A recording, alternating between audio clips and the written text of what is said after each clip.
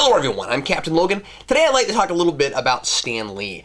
Now Stan Lee is one of those names that comes up the most, especially for comic book fans, maybe at the very top of those older folks where the world will change when they pass away. How sad everybody's going to be when he goes, and how much of an impact he's had on culture and on people, and how strange it's going to be to see the world without him, especially because he's definitely one of those personalities that has been around for so long, and people can't imagine him going. You know, it's like he's been the same age forever. Maybe he's starting to show his age a little bit now in the last couple of years, more than he had before, but people have been astounded and fascinated with the way that he's managed to retain his youth for so long. And I count myself among them. I love Stan Lee. I've studied up on Stan Lee. I've watched a lot of interviews with him, of course, because he loves to do interviews, and you can read and listen to him all day long, all kinds of interesting things he has to say about creating superheroes and about his own history and working with the greats in the industry. And I've read his autobiography, I've watched the recent documentary that was made about him, and all kinds of things like that. I guess I must think more about this than I realized that I did. Because last week, and I've been debating about whether or not I should do a video on this, but I thought people might find it kind of interesting, so I thought I would go ahead and post this. Last week, I had a dream, but I didn't realize it was a dream. In my dream, Stan Lee had passed away, but it wasn't like I dreamed Stan Lee dying. What happened was, I woke up that morning, and this is not the dream, this actually happened. I woke up that morning, and my wife came into our bedroom before she left for work. I was still asleep, and she just let me know that she was leaving, and that Jason was set up in the kitchen having breakfast. And what I remember from that conversation is her leaving it off with, "Oh yeah, and by the way, I just thought you should know Stan Lee passed away today." And then she left. And I laid in bed for a good half an hour. And I just lay there thinking about this, and thinking about how different things were going to be now that he was dead, and thinking about I guess a little bit selfishly too, because I was thinking about should I make a video? I should probably talk about this. I figured the internet would be in an absolute buzz, and be in not the good kind of buzz. I mean, that like the geeky internet would be mourning this, and that would be everywhere. And I just lay there thinking about it. I thought, I wonder what it's like for his wife, Joan. For them to have lived this long, for her to outlive him. I wondered weird things like, did he manage to shoot his cameo for Thor: The Dark World yet?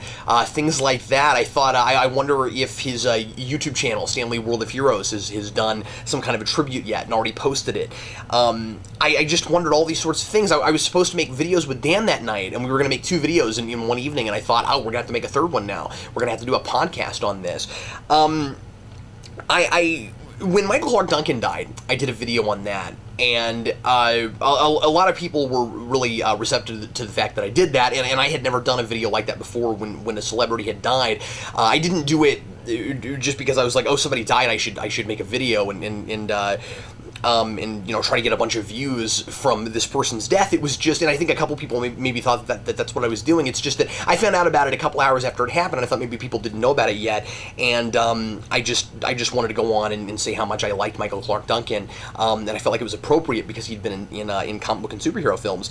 And Stan Lee is gonna be one of those where when he goes, I will not be able to help but say something about it. And so I was just kind of lying there thinking, and kind of all the same things I was thinking then, and things that came up in the podcast that me and Vince talked about, where I was like, should I be affected as much by this as I am right now? And I guess making this video is weird because it's like I'm making a video about Stan Lee's death before he's dead. Like I'm gonna do it twice. The reason I'm bringing it up is because I feel like I've already experienced it. I mean, I laid there and I just let myself feel everything I felt about it, and I realized just how much of an appreciation I had for this person, and the impact that he had, even though he of course wasn't a person that I know personally, on who I am and what I've decided to do with my life, and the kind of creative drive that he has. And that was always really an inspiration for me. The fact that the man could just keep going and going and going. He never retired. It didn't matter how old he got.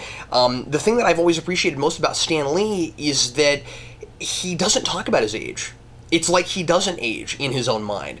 And of course, he knows the depths of his immortality. I mean, he understands all of that, of course, but he doesn't talk about it. And I think that has a lot to do with maybe why he's had such longevity.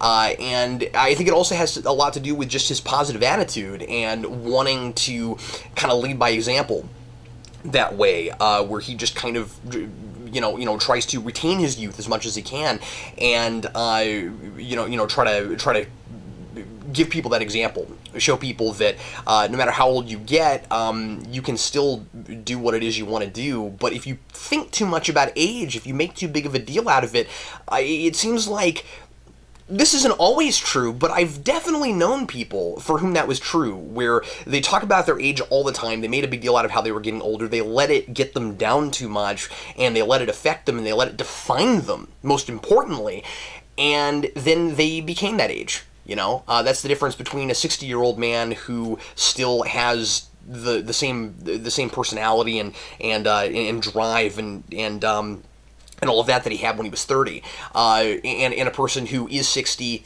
and seems 60 and is kind of and it's kind of sad. And so anyway, I laid there and I was thinking about all of this, and I got up and I went and Googled it. And I went to YouTube first because I figured I would be inundated with messages on this.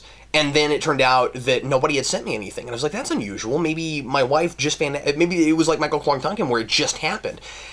And then I went to Google, and I just typed in Stan Lee passed away. And there were no articles about it. And I was like, this is very strange. What's going on? And so I emailed my wife, and I said, Sarah, I think I'm going crazy because I distinctly remember you telling me Stan Lee passed away.